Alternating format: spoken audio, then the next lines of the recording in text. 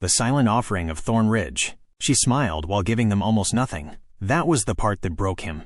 Her hands moved slow and careful, like she was handling treasure instead of scraps. She broke a hard heel of bread into 3 uneven pieces, smoothed bacon grease thin across potato peelings.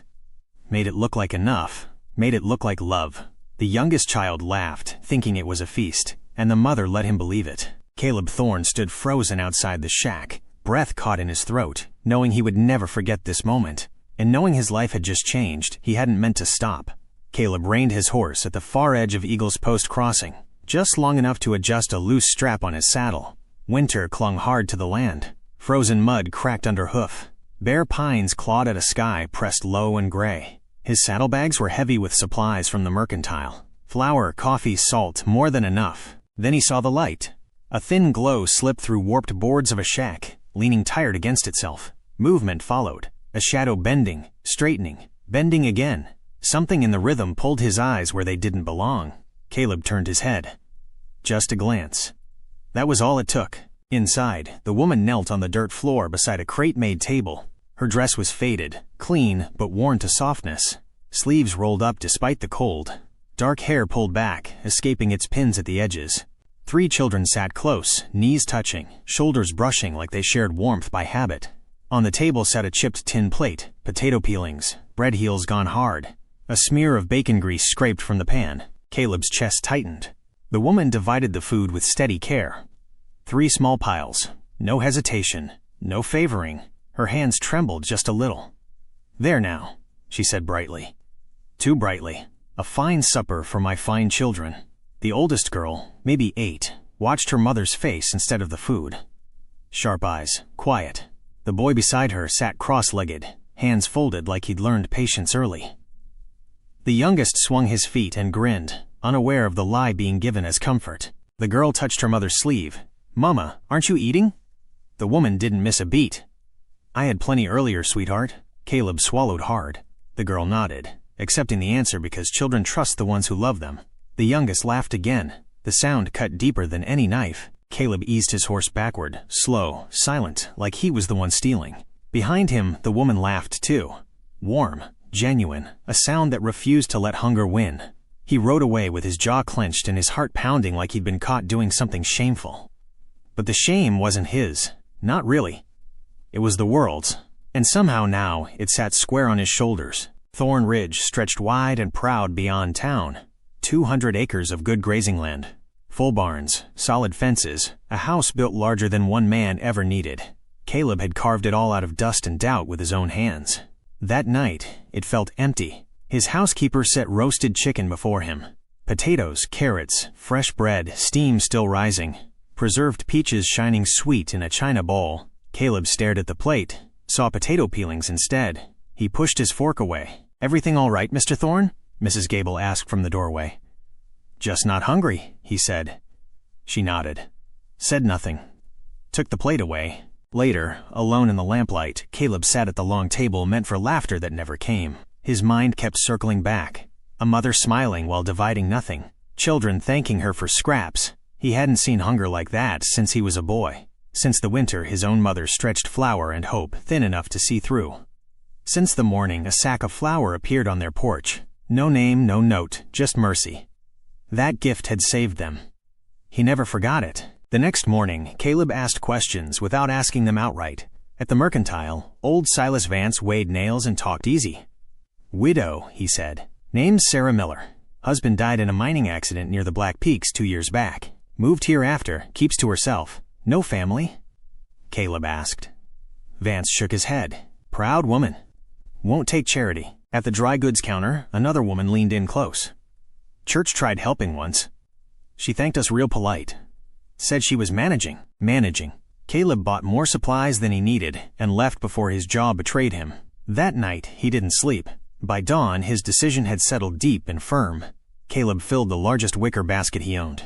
Eggs packed in straw, a 10-pound sack of flour, bacon wrapped thick in paper, potatoes without soft spots, milk, sugar, dried apples. He wrapped it all in clean cloth, tied it tight, left no note. The sky was still black when he rode back toward town. He took side paths, cut behind barns, avoided windows, stopped behind the shack where the chimney stayed cold longer than it should have. He dismounted quietly. The basket felt lighter than it should have. He set it on the doorstep and adjusted the cloth so the wind wouldn't take it. His hands shook. He stood there a moment, imagining the door opening, the woman's face, the children's eyes. Then he left. Back at the ranch, the sun broke over the hills. Gold on frost. Caleb stood in the barn, breathing it in. This wouldn't be a single basket. It couldn't be. He didn't know the woman, didn't know her voice, but he knew hunger, and he knew dignity, and he knew that some kindnesses weren't meant to be named. As he walked toward the house, the land no longer felt so empty. Somewhere in town, a door would open soon, and everything would begin to change. The basket was gone the next morning. Caleb noticed it before he noticed the sky, before the birds, before the ache in his legs from riding hard through the dark. The doorstep stood bare, clean, empty. He let out a breath he hadn't realized he'd been holding. He rode home without slowing, heart steady in a way it hadn't been for weeks. Back at the ranch, he unsaddled his horse and stood a while in the quiet barn, hands resting on the worn leather, listening to the soft sounds of waking animals. The world felt balanced, not fixed, just steadier. That feeling followed him through the day. Before dawn the next morning, he filled the basket again. Not as much this time. Enough eggs, flour, milk, a bit of bacon. He varied his route, approached from the east, kept his head down. The basket disappeared again. By the third morning, the wicker returned, cleaned, folded cloth tucked inside, sat carefully where he'd left it the day before. No note, no mark, just quiet acknowledgement. Caleb stared at it longer than he meant to, ran his thumb along the handle, felt a warmth settle low in his chest. Gratitude didn't need words. Sometimes it showed itself in care. He began to rise earlier. Some mornings he brought sugar. Some mornings dried fruit. Once a jar of honey that caught the light like summer trapped in glass. He kept the pattern uneven. Different paths, different hours, always gone before the sky softened. The basket always came back. On Sunday, he saw her again. Church pews creaked as folks settled in. Coats brushed shoulders. Murmurs filled the space. Caleb sat near the back, hat in hand. Then she entered. Sarah Miller moved quietly, children close around her like a habit formed from necessity. Their clothes were mended, clean, worn thin, but cared for. She guided them to the last pew and knelt, head bowed. Her posture struck him, straight, steady, no shame in it. During the hymn, her voice rose clear and sure, not loud, not timid, just honest. Caleb found himself listening to her more than the words. When their eyes met across the aisle, something passed between them. Not recognition, not suspicion, just warmth. He looked away first. The rhythm settled in over the weeks. Fill the basket. Ride before dawn. Leave it unseen. Return home lighter than before. He started adding small things. A tin of tea that smelled of far places. A bit of cinnamon wrapped careful. Then one restless night he carved a small wooden horse by lamplight, sanded it smooth, left it nestled among the potatoes. The basket came back with a wildflower tucked into the handle. Purple petals early for the season, fragile and stubborn, growing where it shouldn't. Caleb pressed it between the pages of his Bible. He made inquiries, careful not to linger. "She's proud," someone said again. "She won't accept charity," another warned. Good, Caleb thought. Neither would I. He learned her children's names without asking.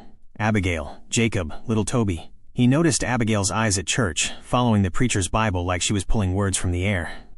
The next morning, he wrapped a small primer in oilcloth and tucked it into the basket. A week later, the basket returned with a folded paper inside. A child's drawing. 4 stick figures holding hands. A crooked house. Smoke curling from the chimney. Caleb sat at his desk and stared at it until the lamplight dimmed. 2 weeks passed, then 3. Spring whispered at the edges of winter. Snow melted back from fence posts. The creek ran louder. The air lost its bite. Caleb felt the change inside himself, too.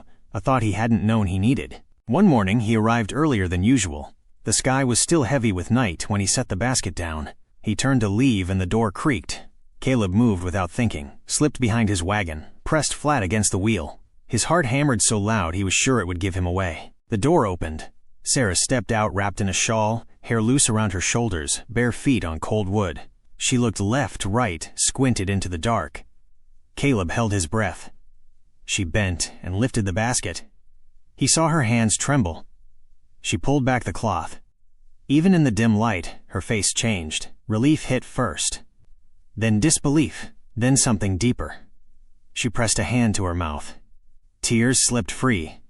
She didn't sob, didn't collapse. She cried the way strong people do when they finally feel safe. Caleb swallowed hard. His eyes burned. She gathered the basket close and stepped back inside, closing the door gently behind her. Caleb stayed hidden until his legs cramped and the sky lightened. When he finally stood, the birds had begun their songs. Nothing felt distant anymore. The whispers started a week later at the mercantile, at the feed store, in half-finished sentences that stopped when Caleb passed. He ignored them until he couldn't. His foreman cleared his throat one afternoon. "Boss, folks are talking." Caleb drove a fence post deep into the ground. "Let them. They think you're leaving things for that widow." The hammer paused mid-swing. "Some say it ain't proper." Caleb finished the post with 3 hard strikes. "Then they're welcome to their opinions." But the talk didn't stop. The morning after the gossip reached church board ears, the basket came back empty. No cloth folded inside. No flour. Caleb stood in his study long after dawn, basket full and waiting. His resolve wavered for the first time, not because of the town, because of her. He imagined her finding nothing on the doorstep, wondering what she'd done wrong, if her pride had offended her unseen helper, if the help had been a mistake. That thought hurt worse than judgment ever could. He took a breath, grabbed the basket. This time, he didn't take the long way. He rode straight down Main Street. Let them see. As he dismounted at her door, he felt eyes on him, felt the weight of choice settle heavy and final in his chest. He raised his hand to knock, and everything he'd been hiding stood ready to be known. The knock echoed louder than Caleb expected. Once, then again. Footsteps sounded inside the shack, soft, careful. The door opened just enough to show her face. Sarah Miller stood there with worry written plain across her eyes. Her hair hung loose around her shoulders. Her dress was simple, clean, the same quiet dignity she carried everywhere, wrapped around her like armor. Behind her, 3 small faces peered out. Caleb removed his hat. His mouth went dry. "It was you," she said, not loud, not accusing. "Yes, ma'am." It was. For a moment, neither moved. The basket hung heavy on his arm, suddenly feeling like a poor stand-in for all the words crowding his chest. "May I come in?" he asked. She stepped aside without a word. The shack was smaller inside than it looked. One room, a cooking corner, a table made of crates, bedding rolled neat against the wall. Everything scrubbed clean. Everything stretched thin. Caleb felt the weight of his boots on her floor. "I saw you," he said quietly, setting the basket down between them. "Weeks back through the boards. You were feeding your children." Sarah closed her eyes. "I didn't mean to pry," he went on, "but I couldn't forget it. I knew hunger once, and I had plenty." Tears slipped free, but she didn't wipe them away. "You saved us," she said. Her voice broke on the word. "I didn't know who you were, but every night I prayed for you." Abigail stepped forward, clutching a book. "Are you the one who brought these?" Caleb nodded. "I read them all," she said proudly. "Twice." His throat tightened. They spoke until the sun climbed higher, about nothing at first, about everything after. Caleb learned her husband's name, learned how she stretched each day thin and made it look whole, learned how close they'd come to running out. "I won't be charity," Sarah said at last, lifting her chin. "I won't be pitied." "I'm not offering pity," Caleb replied. "I'm offering honesty." She studied him then, long and careful. Before she could answer, boots sounded on the porch. The door opened without knocking. The preacher stood there, 2 church board members behind him. Neighbors gathered fast, drawn by curiosity like flies to honey. Caleb felt Sarah stiffen beside him. "Mr. Thorne," the preacher said, voice tight. "This situation has caused concern." Caleb stepped forward, placing himself between Sarah and the crowd. "Concern about what?" he asked evenly. "Appearances," the preacher said. "A man of your standing, helping hungry children," Caleb finished. "If that's improper, then I'll wear the label gladly." Murmurs rippled through the crowd. Sarah's hands shook. Caleb felt it and chose. "I brought food because they needed it," he said, voice carrying. "Not to earn praise, not to hide, because I couldn't live with myself otherwise." Someone scoffed. "What people whisper doesn't feed children," Caleb continued. "And I won't let gossip decide my conscience." Silence fell. Then he turned to Sarah. "I have a ranch," he said. "Empty rooms, a table too big for one man. I don't know how to say this gently, so I won't try." Her breath caught. "I'm asking you to come live there," he said. "Not as help, not as charity, as family." Gasps. Sarah stared at him like he'd spoken in another language. "You don't even know me," she said. "I know enough," Caleb answered. "I know courage when I see it." "You'd marry a poor widow with 3 children?" someone whispered. Caleb didn't look away from her. "Yes," Sarah's voice shook. "I won't be bought." I'm not buying, he said. I'm asking. Time stretched thin. Then she stepped forward, stood beside him, shoulders back. Yes, she said softly. We will come. Spring arrived quick after that. The ranch filled with noise, with laughter, with footsteps where there had been silence. Abigail claimed a corner near the window for reading. Jacob followed Caleb everywhere. Toby carried his wooden horse like treasure. Sarah planted a garden, hands deep in soil, making roots. They married quiet. No fanfare, just promises spoken and kept. One evening, as the sun sank low, they sat on the porch watching the children play. I knew it was you, Sarah said suddenly. Caleb turned. When? That first morning, she smiled. I saw you hiding behind your wagon. He laughed, shaking his head. I waited for you to be brave enough to knock, she said. He took her hand. I thought I was saving you, he admitted. She leaned against him. You did, then smiled. But you saved yourself too. Inside, the lamp glowed warm against the dark. A promise kept. A home made whole. The ranch did not change all at once. It shifted in small sounds. First, footsteps in the hall at dawn, a chair scraping the floor, a child's laugh slipping through a doorway Caleb used to pass without noticing. The house had been solid before, well built, useful. Now it breathed. Caleb woke early out of habit. That didn't change. What did change was the reason. He rose to the smell of bread warming, not to silence. To voices murmuring in the kitchen, to life already moving before he arrived. Sarah learned the house slowly. She didn't rush to claim it. She asked where things belonged. Asked how he liked his coffee. Asked before moving anything. That care struck him harder than confidence would have. You don't have to be careful, he told her one morning. She smiled without looking up. Yes, I do. It matters. He let it. The children found their places faster. Abigail claimed the sunny window seat with her books. Jacob followed Caleb to the barns, copying every move with fierce seriousness. Toby carried the wooden horse everywhere, riding it along fence rails and porch steps, narrating great adventures only he could see. Papa Caleb, he called him once. The name hit deep and stayed. Caleb said nothing, just nodded and kept walking. Not everyone softened. Some neighbors nodded polite and distant. Some looked away. A few smiled too wide. Kindness stretched thin with curiosity. Sarah felt it when she went to town. Felt eyes measuring her dress, counting her children, weighing her worth. She held her head high. But some nights, when the house grew quiet, Caleb found her standing at the window, hands folded tight. They still talk, she said once, not accusing. Just tired. I know, he answered. I don't want to be the reason you're judged. Caleb stepped beside her, looked out over his land, dark and steady beneath the stars. You're the reason I don't care anymore, he said. She turned to him then, really looked, and something eased. They learned each other in pauses, in how she counted coins twice before spending, in how he checked locks even in daylight, in how silence sometimes meant comfort, not distance. They argued once, just once. It was about sugar. He brought home 2 sacks without thinking. Sarah set them back on the shelf, hands firm. We don't need that much, she said. We have plenty, he replied. That's not the same thing, she said, voice sharp before she softened it. I won't teach the children waste. Caleb felt the old instinct rise, to provide, to fix, to overwhelm lack with excess. Then he saw it. Fear, not stubbornness. He nodded, put 1 sack away. You're right, he said. She exhaled like she'd been holding her breath all day. Spring took hold. Green pushed through brown.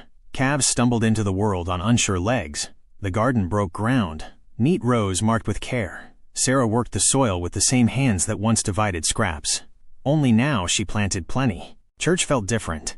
They sat together, not at the back, not at the front, in the middle, where they could see and be seen. Abigail read along with the hymns. Jacob sang too loud. Toby fidgeted until Sarah rested a hand on his shoulder. Some faces softened. Some stayed hard.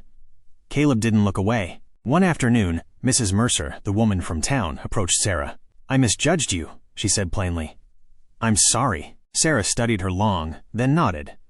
Thank you. That was all. Kindness didn't erase memory, but it opened a door. The first real trouble came with the ledger. Caleb sat at his desk one night, numbers spread out before him.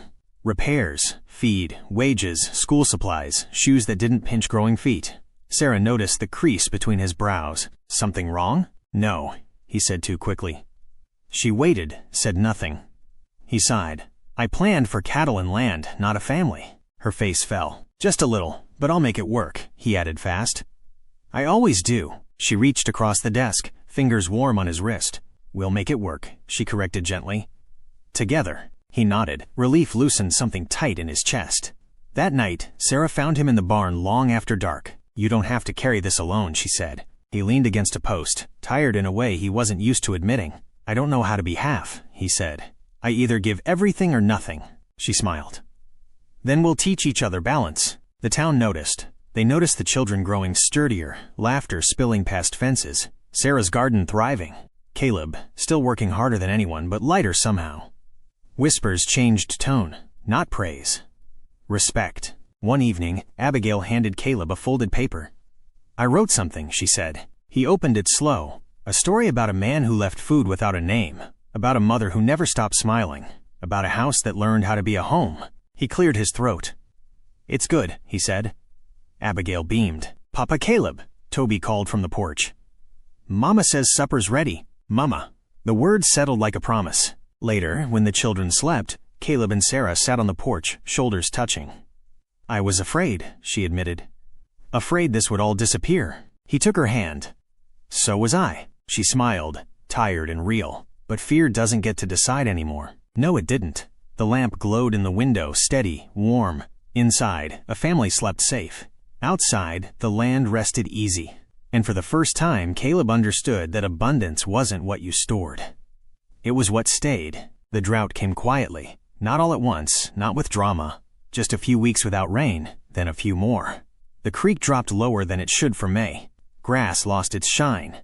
Dust clung to boots longer than usual. Caleb noticed. He always noticed. He walked the fences slower, counted cattle twice, watched the sky like a man waiting for an answer that might not come. Sarah noticed too.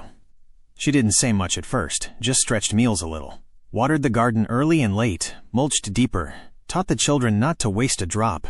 One evening, Caleb came in late, shoulders tight, jaw set.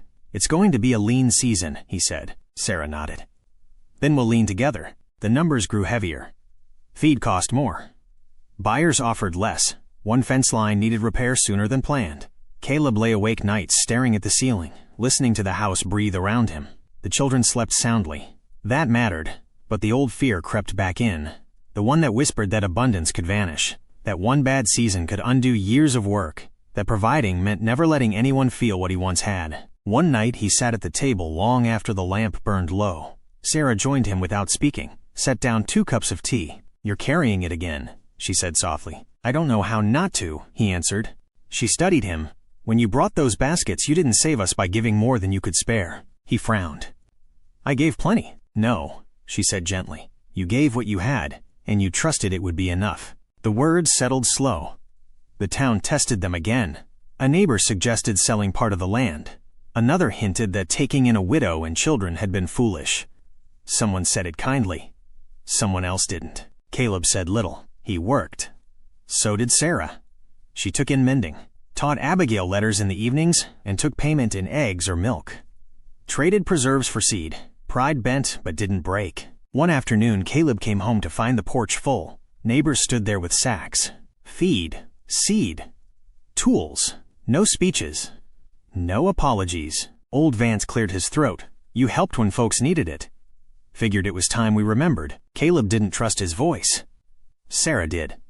Thank you, she said simply. And that was enough. The rain came late, but it came soft at first, then steady. The land drank deep. Grass greened.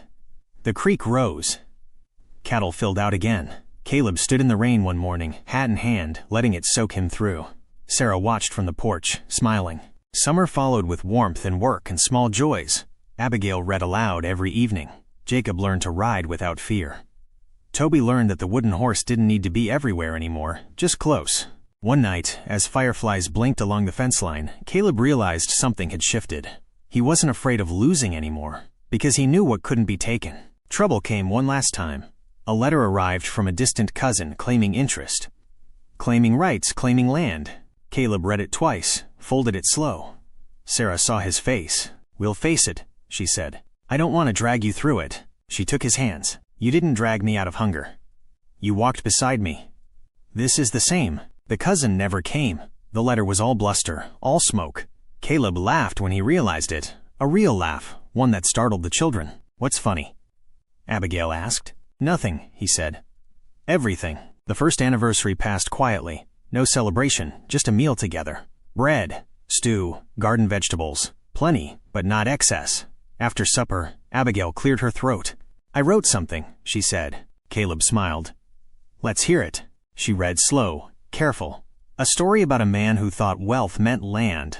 About a woman who knew it meant people. About baskets and courage, and a door that opened at the right time. When she finished, the room was quiet. "That's us," Jacob said. Sarah blinked back tears.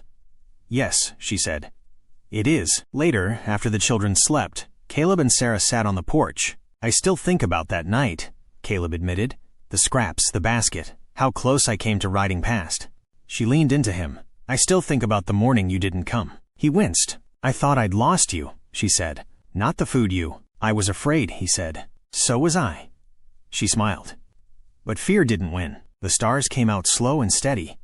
The land rested. The house held warmth. The garden lay heavy with promise. Caleb looked at the woman beside him, at the life they'd built, not from certainty, but from choice. "I thought giving saved me," he said. "It did," Sarah replied. "But letting yourself receive saved you too." He nodded. Somewhere inside, the boy who once waited for a sack of flour finally rested. They sat in silence, hands joined, listening to the night. The world felt right. Not perfect, just right. The morning came quiet, not the kind of quiet that carried worry. The kind that felt earned. Dew clung to the grass. The sky held a soft blue promise. Somewhere beyond the barn, cattle lowed, content and unhurried. Caleb sat at the kitchen table, hands wrapped around a mug gone lukewarm. He watched Sarah move through the room. The way she set plates, the way she brushed flour from her fingers, the way she paused at the window to check the garden before turning back to her work.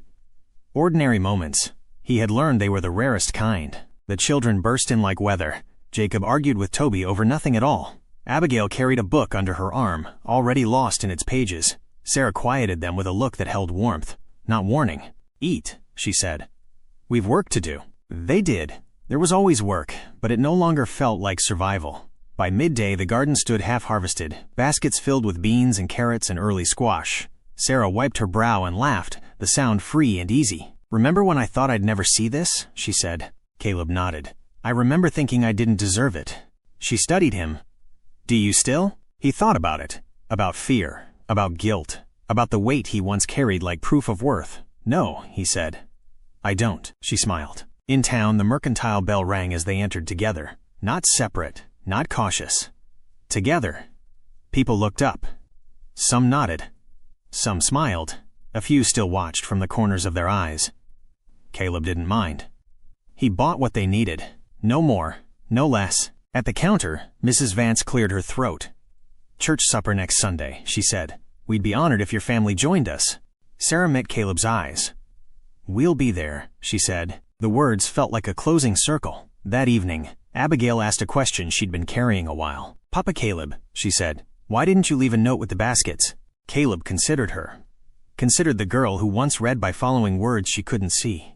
"Because," he said slowly, "sometimes help works best when it doesn't ask for anything back. Not even thanks." Abigail nodded, thinking it through. "I'm glad you knocked," she said finally. "So am I." Later, after the children slept, Caleb found Sarah on the porch sewing by lamplight. "Do you ever wish things had been different?" he asked. "Easier?" She didn't look up.